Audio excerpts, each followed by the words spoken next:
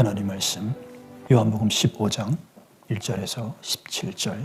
나는 참 포도나무요 내 아버지는 농부이시다.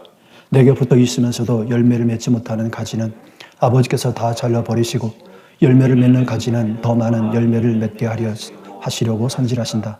너희는 내가 너희에게 말한 그 말로 말미암아 이미 깨끗하게 되었다. 내 안에 머물러 있어라. 그리하면 나도 너희 안에 머물러 있겠다. 가지가 포도나무에 붙어 있지 아니하면 스스로 열매를 맺을 수 없음과 같이 너희도 내 안에 머물러 있지 아니하면 열매를 맺을 수 없다. 나는 포도나무요 너희는 가지다. 사람이 내 안에 머물러 있고 내가 그 안에 머물러 있으면 그는 많은 열매를 맺는다. 너희는 나를 떠나서는 아무것도 할 수 없다. 사람이 내 안에 머물러 있지 아니하면 그는 쓸모없는 가지처럼 버림을 받아서 말라버린다. 사람이 그것을 모아다가 불에 던져서 태워버린다. 너희가 내 안에 머물러 있고 내 말이 너희 안에 머물러 있으면 너희가 무엇을 구하든지 다 그대로 이루어질 것이다. 너희가 나를 택한 것이 아니라 내가 너희를 택하여 세운 것이다. 그것은 너희가 가서 열매를 맺어 그 열매가 언제나 남아있게 하려는 것이다. 그리하여 너희가 내 이름으로 아버지께 구하는 것은 무엇이든지 다 받게 하려는 것이다. 내가 너희에게 명하는 것은 이것이다. 너희는 서로 사랑하여라. 아멘. 주 예수님과 영원히 하나 되는 자라는 주제로 말씀을 함께 나눕니다.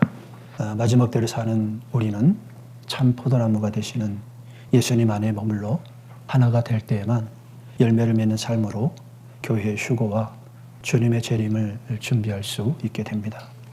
복되신 여러분, 우리는 지금 마지막 때를 살고 있습니다. 교회의 휴거가 가깝고 주님의 재림이 가까운 시대입니다. 그렇다면 우리에게 가장 중요한 질문은 이것입니다. 우리는 그날을 위해 어떻게 준비해야 하는가? 오늘 본문이 그것을 우리에게 말씀해 주고 있습니다. 요한복음 15장은 예수님께서 십자가에 달리시기 전날 밤 사랑하는 제자들에게 남기신 고별의 말씀입니다. 예수님은 곧 제자들 곁을 떠나실 것을 아셨습니다. 그래서 제자들에게 가장 중요한 한 가지를 말씀하셨습니다. 그것은 바로 내 안에 머물러 있어라는 것입니다.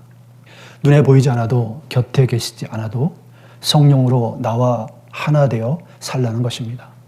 여러분, 이 말씀은 오늘 우리에게 주시는 말씀이기도 합니다.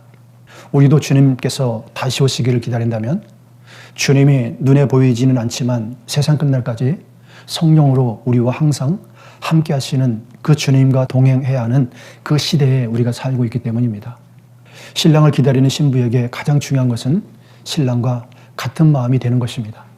휴거와 재림을 준비하는 비결은 특별한 방법이 있지 않습니다. 바로 말씀의 순종으로 그리스도 예수 안에 머무는 것입니다. 그러면 주님께서도 우리 안에 계셔서 하나가 되게 하시는 것입니다. 오늘 본문을 네 가지로 말씀을 드리겠습니다. 첫 번째로는 하나됨의 시작은 농부의 선지를 받아들이는 것입니다.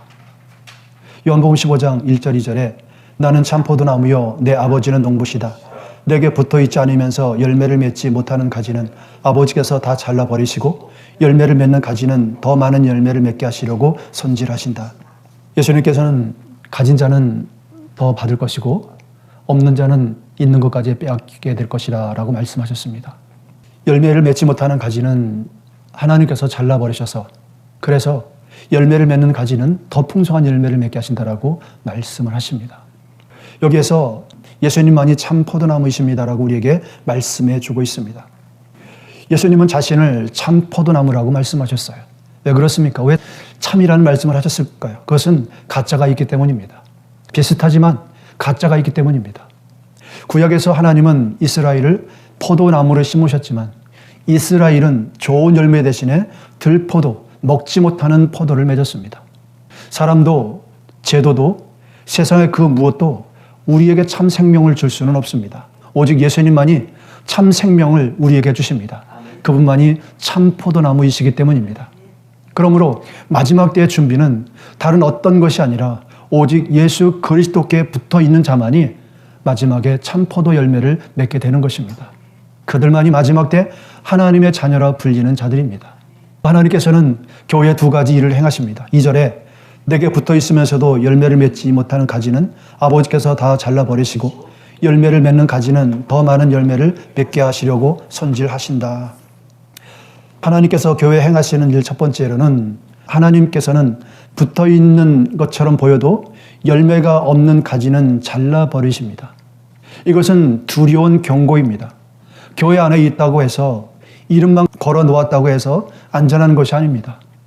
예수님을 입으로 주님, 주님 하는 사람이라고 해서 모두가 하나님 나라에 들어가는 것이 아니라 모두가 하나님의 자녀가 아니라 오직 하나님의 뜻대로 행하는 자들이라야 하나님의 자녀요, 하나님 나라에 들어간다라고 예수님 말씀하셨습니다. 하나님의 뜻대로 행하지 않는 믿음은 다 잘려나갑니다. 그래서 길이요, 진리요, 생명이 되신 예수님과 연결되어 있지 않는 가지는 재림의 날에 영혼이 잘려나가는 것입니다. 둘째로 주님께서는 열매 맺는 가지는 더 많은 열매를 맺게 하시려고 손질하십니다. 손질을 당하는 것은 아픈 것입니다. 필요 없는 순을 자르고 곁가지를 쳐내는 일이기 때문입니다. 고난이 따릅니다. 그러나 그 아픔은 버림이 아니라 사랑하는 자녀를 향한 아버지의 참 사랑입니다. 정금과 같이 낫게 하기 위해서는 반드시 풀무불에서 녹임을 먼저 당해야 합니다. 불순물을 제거해야 합니다. 그 과정에는 고난이 있습니다. 계시록 3장 19절에 나는 내가 사랑하는 사람은 누구든지 책망도 하고 징계도 한다. 그러므로 너는 열심을 내어 노력하고 회개하라. 여러분, 회개는 노력하는 것이라고 말씀하십니다. 회개는 내 죄가 무엇인지를 찾기 위해서 노력해야 합니다. 그러므로 우리는 매일매일 삶을 돌아보면서 주님 앞에 무릎 꿇을 때마다 죄를 찾아야 합니다. 그리고 고백해야 합니다. 여러분, 회개는 노력한다는 의미는 또다시 내가 그 일을 반복하지 않겠다는 뜻을 말합니다. 우리는 반복되는 죄에 대해서 두려움을 가져야 합니다. 이것은 하나님께서 참으로 미워하시는 것입니다. 고범죄에 대해서 말입니다. 히브리서 12장 6절 8절 주님께서는 사랑하시는 사람을 징계하시고 받아들이시는 아들마다 채찍질하신다. 징계를 받을 때에 참아내십시오. 하나님께서는 자녀에게 대하듯이 여러분에게 대하십니다. 아버지가 징계하지 않은 자녀가 어디 있겠습니까? 모든 자녀가 받는 징계를 여러분이 받지 않는다고 하면 여러분은 사생아이지 참 자녀가 아닙니다. 여러분이 주님 안에서 겪고 있는 시련과 연단은 여러분이 더 많은 탐스러운 열매를 맺도록 준비시키시는 주님의 사랑의 손길입니다. 그러므로 인내가 필요합니다. 인내의 고난은 주님을 신뢰하는 자만이 가능할 수 있습니다. 우리는 하나님께서는 독생자도 아낌없이 내어주시는 그 사랑을 우리에게 주셨지만 또한 공의의 하나님 그 죄에 대해서 진노하심과 같이 우리가 죄를 지을 때는 진노를 쏟으신다는 사실도 깨달으셔야 합니다. 하나님은 징계하십니다. 그러나 하나님의 징계는 심판의 목적이 아닙니다. 자녀에게 징계는 구원이 목적입니다. 그러므로 징계를 받는다고 생각될 때 회개하셔서 주님께서 기뻐하시는 옳은 길로 돌아서기를 바랍니다. 또 말씀이 우리를 깨끗하게 한다고 말씀하십니다. 15장 3절에 너희는 내가 너에게 말한 그 말로 말미암아 이미 깨끗하게 되었다. 썩고 병든 가지를 쳐내기 위해 농부이신 하나님께서 사용하시는 가위는 무엇입니까? 그 가위는 주님의 계명의 말씀입니다. 그 말씀이 기준입니다. 그 말씀이 법입니다. 주님의 말씀은 좌우의 날이 선 예리한 검보다 더 예리하고 모든 것을 태우는 불과도 같고 모든 것을 부서뜨릴 수 있는 망치와도 같습니다. 그래서 말씀이 우리 안에 들어올 때 세상의 것과 갈등과 다툼이 생깁니다. 말씀이 죄를 잘라내고 태워서 심령을 깨끗하게 하기 때문입니다. 그러므로 마지막 때를 준비하는 사람은 날마다 말씀 앞에 서서 마음과 행실의 손질을 받는 것입니다. 말씀을 피하는 사람은 하나님의 손길을 피하는 사람과 같습니다. 하나님의 손길을 피하는 가지는 열매를 맺을 수 없습니다. 여러분, 주님의 재림을 앞둔 교회는 말씀으로 손질을 받는 교회입니다. 하나님의 손길을 거부하지 않는 것입니다. 회개하라는 말씀의 손길, 책망의 말씀, 거룩하라는 주님의 말씀, 영원한 복음의 말씀, 이 말씀으로 우리는 손질을 받아야 합니다. 그래서 다듬어져서 정금과 같이 나와서 주님의 생명록에서 흐려지지 않을 것입니다. 아프더라도 힘들더라도 주님의 손길을 뿌리치지 마십시오. 그럴 때마다 회개하고 성전 뒤에서 땅에 머리를 박고 회개하는 세리처럼 우리도 그러한 회개로 주님께 매일매일 나가야 되지 않겠습니까? 우리는 사람은 속일 수 있습니다. 그러나 주님은 속일 수 없지 않습니까? 두 번째로 하나됨의 방법은 주님 안에 머무는 것입니다. 요한복음 15장 4절 내 안에 머물러 있어라. 그리하면 나도 너희 안에 머물러 있겠다. 가지가 포도나무에 붙어있지 아니하면 스스로 열매를 맺을 수 없는 것 같이 너희도 내 안에 머물러 있지 아니하면 열매를 맺을 수 없다. 여기 머물러 있어라. 이것이 말씀의 핵심입니다. 오늘 본문에서 가장 많이 반복되는 말씀이 머물러 있어라는 말씀입니다. 그리하면 나도 너희 안에 머물러 있겠다. 이것이 본문의 심장입니다. 머문다는 것은 잠깐 방문하는 것이 아닙니다. 가지가 나무에 붙어 있는 것처럼 생명이 계속 흘러나도록 연결되어 있는 상태를 말하는 것입니다. 주일에만 잠깐 붙었다가 떨어지는 가지는 없습니다. 가지는 밤에도 낮에도 비가 오나 눈이 오나 바람이 불어도 그 줄기에 붙어 있어야만 생명을 공급받아 살 수가 있습니다. 그래서 그 양분을 공급받을 때 그것이 바로 주님 안에 머문다는 뜻입니다. 이것은 오늘날 현대화된 번영복음, 인본주의의 복음에서 빠진 내용입니다. 은혜로 구원을 얻었기 때문에 더 이상 아무것도 할 것이 없고 또 무엇을 해서도 안 된다라고 말합니다. 행위를 더하는 것은 행위 구원론자라는 것입니다. 그것은 더 이상 은혜의 구원이 되지 못하게 하는 것이라고 말합니다. 그러나 여러분이 알아야 할 사실은 지금 이 말씀은 은혜의 구원을 얻어서 의롭다함을 얻은 성도들에게 하시는 말씀입니다. 더 구체적으로는 이것은 예수님께서 3년 6개월 동안 예수님께로부터 다름을 받고 훈련을 받고 연단을 받은 그 제자들에게 하시는 말씀인 것입니다. 이것은 바로 오늘날 교회들에게 하시는 말씀이에요. 주님 안에 머물러 있어야 합니다. 주님 안에 머물러 있기 위해서는 저절로 되지 않습니다. 그러므로 행함을 부정하는 믿음은 마귀의 속임수라는 사실입니다. 주님께서는 아버지 하나님께로부터 은혜로 의롭다함을 얻은 제자들에게 한 번도 행함이 없는 믿음을 말씀하신 적이 없습니다. 아브라함이 의롭게 된 것을 예로 말씀하시면서 행함으로 나타나지 않는 믿음은 죽은 믿음이고 그런 믿음으로는 영생을 얻을 수 없다고 말씀하셨습니다. 은혜로 구원을 얻고 의롭다함을 얻은 성도는 계속 주님 안에 머물기 위해서 힘쓰고 애쓰고 죄를 짓지 않기 위해서 노력해야 합니다. 천국으로 들어가는 문은 좁고 험하여서 들어가기를 힘쓰는 자들 중에도 들어가지 못하는 자가 많을 것이라고 말씀하셨습니다. 그런데 어떻게 저절로 들어갈 수 있다라고 말할 수 있겠습니까? 그런데 어떻게 구원받은 자로서 할 일이 없다라고 말할 수 있겠습니까? 의롭게 되었기 때문에 거룩하게 되었기 때문에 그것을 지켜야 되는 것입니다. 요한복음 15장 5절에 나는 포도나무여 너희는 가지다. 사람이 내 안에 머물러 있고 내가 그 안에 머물러 있으면 그는 많은 열매를 맺는다. 너희는 나를 떠나서는 아무것도 할 수 없다. 여러분, 주님께서는 나를 떠나서는 조금밖에 할 수 없다라고 말씀하지 않으셨어요. 아무것도 할 수 없다라고 말씀하셨어요. 열매는 가지가 애써서 짜내는 것이 아니라 뿌리를 통해 줄기에서 흘러나오는 그 생명이 가지에서 열매를 맺는 것입니다. 우리의 힘과 재능과 노력만으로 휴고를 준비할 수는 없습니다. 주님과 항상 연결되어 있어야 합니다. 회개와 거룩함의 말씀에 순종할 때 주님의 생명이 우리 안에 휴고로 열매를 맺는 것입니다. 주님으로부터 영향을 공급받아야 합니다. 성령의 능력으로 공급을 받아야 합니다. 또한 지혜의 말씀으로 공급을 받아야 합니다. 그럴 때 우리의 영이 살아있고 분별력이 생기고 그래서 우리가 믿음을 지킬 수 있는 것입니다. 우리는 주님을 떠나서는 아무것도 할 수 없습니다.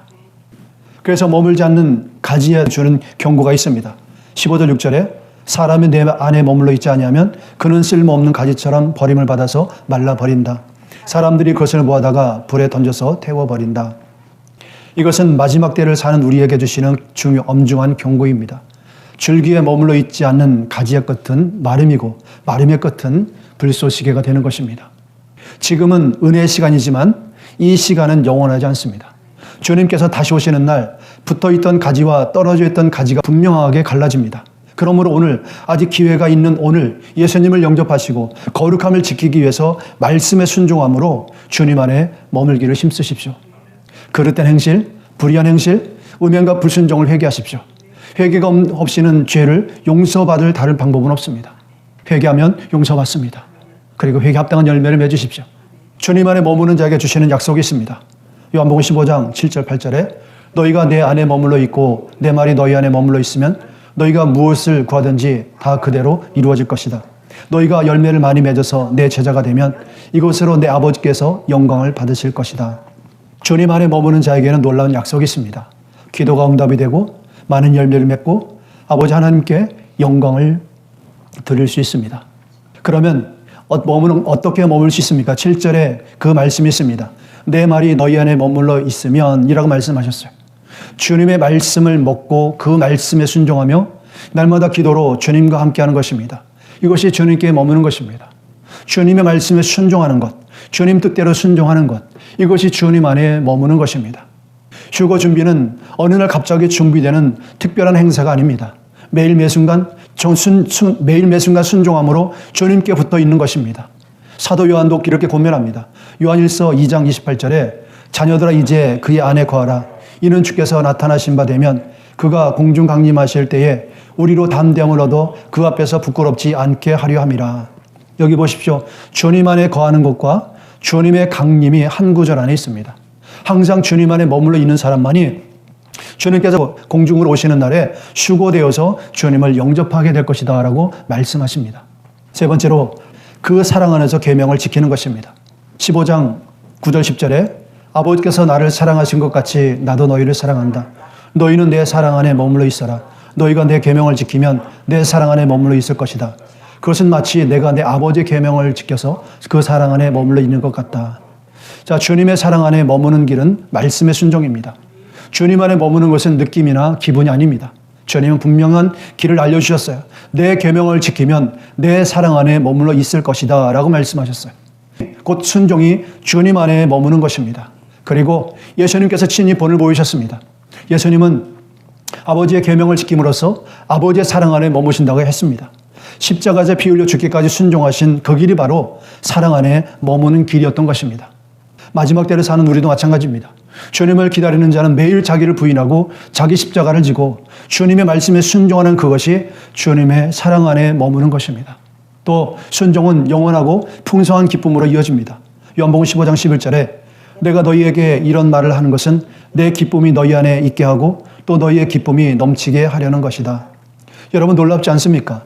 계명과 순종을 말씀하신 다음에 주님은 기쁨을 말씀하십니다. 그러니까 참된 기쁨은 어디서 어떤 과정을 통해서 온다는 것입니까? 참된 기쁨은 주님의 말씀에 순종하는 자들에게 온다는 것입니다. 세상에 주는 것이 아니라는 것입니다. 세상의 재물이나 명예나 성공이나 사람이 줄 수 있는 것이 아니라는 것입니다. 오직 하나님의 말씀에 계명의 말씀에 순종하는 자들에게 주는 것이라고 말씀하십니다. 즉 참된 기쁨은 오직 주님께로부터 온다는 것입니다. 사람들이 마지막 때라고 하면 먼저 떠올리는 것이 심판, 전쟁, 기근, 굶주림, 죽음 이런 두려움을 떠올립니다. 그러나 주님과 하나 된 사람에게 주님의 재림은 두려움이나 슬픔이나 절망이 아닙니다. 그것은 가장 기쁨의 날입니다. 여러분 심판은 모든 사람에게 있습니다. 즉 육신의 죽음은 심판입니다.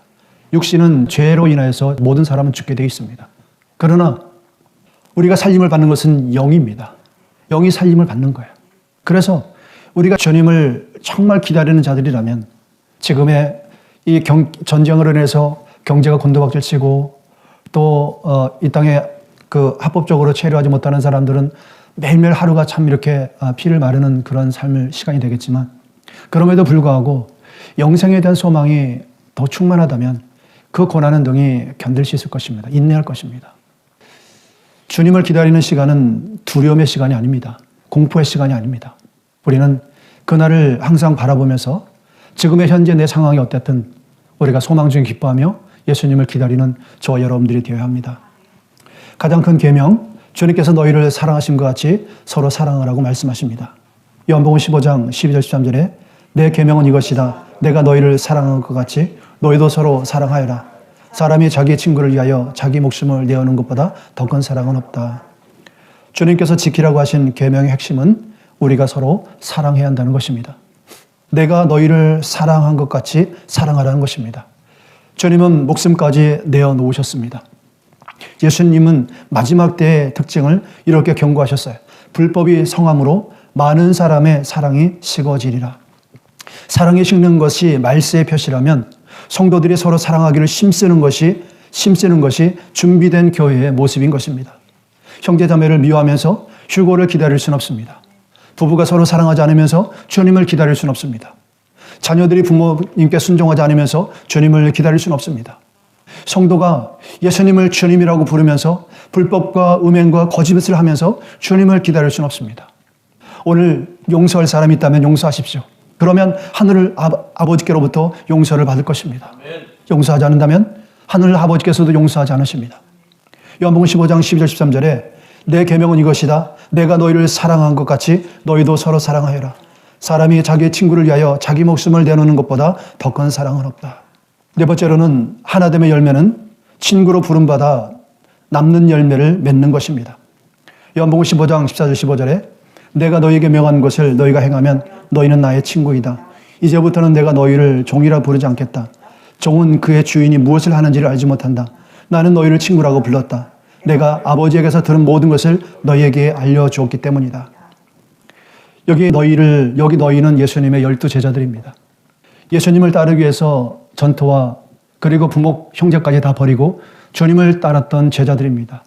주님은 그들을 너희는 나의 친구다라고 그렇게 말씀하십니다.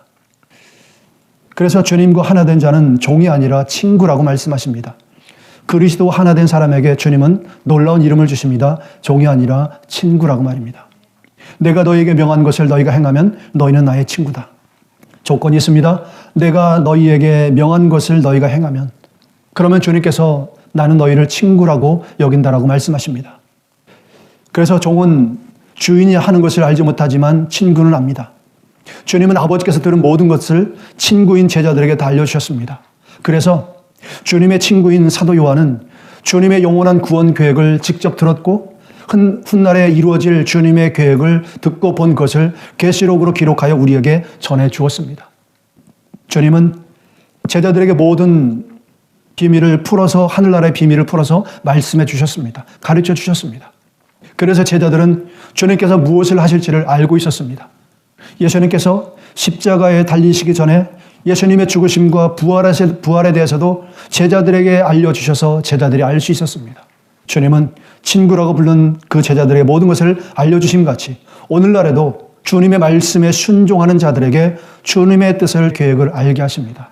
그래서 세상은 그날이 도적같이 임하지만 주님 안에 있는 친구들에게는 도적같이 임하지 않으신다는 것입니다. 데살로니가전서 5장 1절 5절에 형제자매 여러분, 그때와 시기를 두고서는 여러분에게 더 쓸 필요가 없겠습니다. 주님의 날이 밤에 도적같이 온다는 것을 여러분은 자세히 알고 있습니다. 사람들이 평안하다, 안전하다 하고 말할 그때에 아이를 뵌 여인에게 해산의 진통이 오는 것 같이 갑자기 멸망이 그들에게 닥칠 것이니 그것을 피하지 못할 것입니다. 그러나 형제자매 여러분, 여러분은 어둠에 있지 아니하므로 그날이 여러분에게 도둑과 같이 덮치지는 않을 것입니다. 여러분은 모두 빛의 자녀요 낮의 자녀입니다. 우리는 밤에나 어둠에 속한 사람이 아닙니다. 멸망이 도적같이 임하는 것은 불순종하는 자들에게 임하는 것입니다. 그러나 주님께서 주님의 뜻대로 행하는 주님의 형제 자매라고 불리는 자들에게는 그날이 도적같이 덮치지 않는다라고 말씀을 하십니다. 어떤 방법으로 알게 하실지는 모르지만 주님은 그 말씀에 순종하여 주님 오심을 준비하고 있는 것입니다.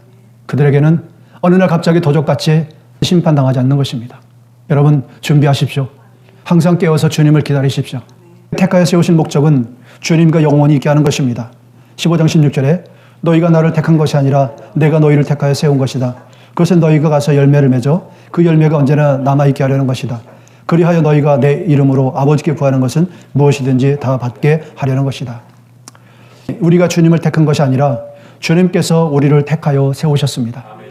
무엇을 위해서입니까? 열매를 맺되 언제나 남아있는 열매를 맺기 위해서입니다. 즉 주님과 영원히 함께 하게 하기 위한 것입니다. 여러분 마지막 때에 이 말씀처럼 중요한 말씀이 없습니다. 세상의 모든 것은 다 사라집니다. 돈도 건물도 이름도 명예도 그날은 아무것도 남지 않습니다. 그런 남는 것이 있습니다. 주님 안에서 맺은 열매입니다. 우리가 전한 복음으로 구원받은 영혼, 주님의 사랑으로 섬긴 섬김, 말씀에 순종하여 살아온 거룩한 삶, 이것은 재림의 날에도 영원히 남는 것입니다. 주님께서도 약속하셨습니다. 요한계시록 22장 12절에 보라 내가 속히 오르니 내가 줄 상이 내게 있어 각 사람에게 그가 행한 대로 갚아주리라. 그가 행한 대로 갚아주리라. 그 열매를 주님께서 영원히 기억하여서 영원히 보상하신다라고 말씀하셨습니다. 사랑하는 성도 여러분, 우리에게 주어진 시간은 긴 시간이 아닙니다. 영혼의 시간에 비하면 바닷가의 모래가 가운데 한 알의 모래도 되지 않습니다. 그렇다면 우리는 사라질 것이 아니라 영원히 남는 것에 우리의 시간과 마음을 쏟아야 합니다. 여러분 하늘에 보물을 쌓아두십시오. 주님의 이름으로 선행을 행하십시오. 주님의 이름으로 의로운 일을 행하십시오. 천하보다 귀한 한 영혼을 주님께 인도하기 위해서 순종하십시오. 그것이 영원히 남는 열매입니다. 주님께서 우리에게 내려주신 명령이 무엇입니까? 그것은 서로 사랑하라는 것입니다. 요한복음 15장 17절, 내가 너희에게 명하는 것이 이것이다. 너희는 서로 사랑하라. 이것이 주님께서 우리에게 주신 계명입니다. 서로 사랑하라.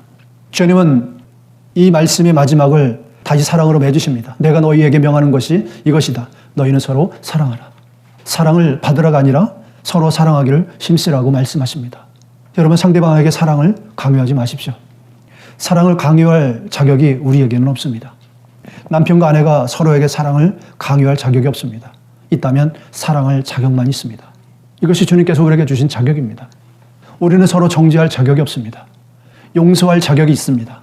그러므로 용서하기를 힘쓰십시오. 사랑하기를 힘쓰십시오. 복되신 여러분, 오늘 말씀을 정리합니다. 마지막 때를 사는 우리는 어떻게 휴거와 재림을 준비해야 합니까? 휴거는 그날에 갑자기 준비하는 것이 아닙니다.